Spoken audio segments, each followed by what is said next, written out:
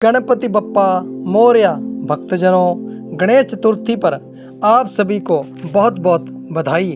दोस्तों, क्या आप जानते हैं कि गणेश जी सिर्फ विघ्नहर्ता ही नहीं बल्कि पूरे ब्रह्मांड के सबसे रहस्यमयी देवता हैं। क्यों उन्हें गजमुख मिला? क्यों चंद्रमा का दर्शन गणेश चतुर्थी पर वर्जित माना जाता है?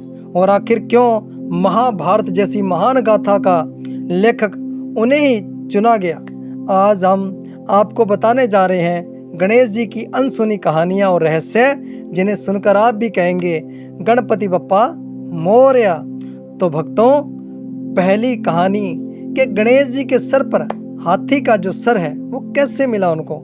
इस पे बहुत सी कहानियां हैं। उनमें से एक छोटी कहानी ये भी है कि जब माता पार्वती ने अपने शरीर के उपटन यानी मैल से एक बालक बनाया और उसे दरवाजे पर पहरेदार बना दिया, तभी भगवान शिव आए।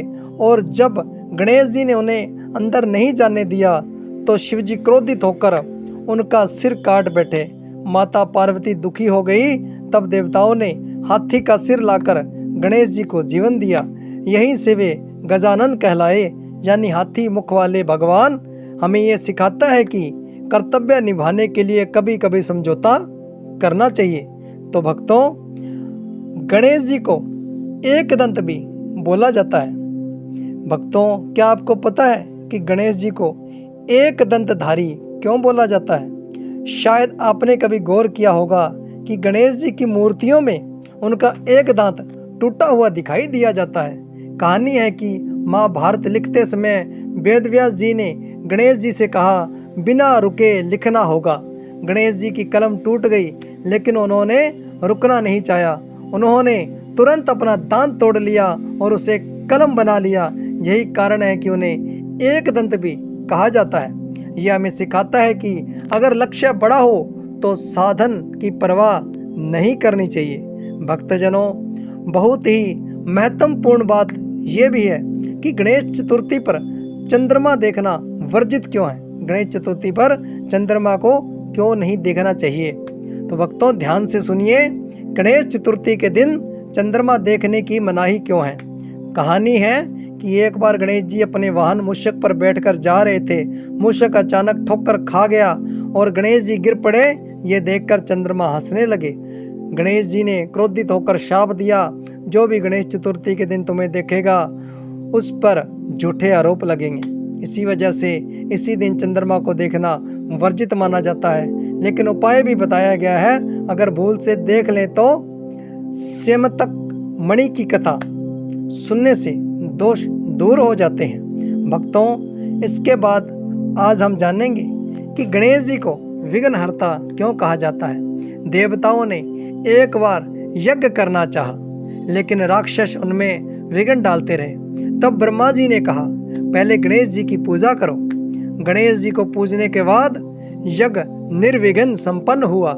तब से नियम बन गया कि किसी भी शुभ कार्य से पहले गणपति पूजे जाते हैं। इसलिए ही वे विघ्नहर्ता और सिद्धि विनायक कहलाते हैं। बोलो गणपति बप्पा मोरया। गणेश जी और उनके कर्तव्य।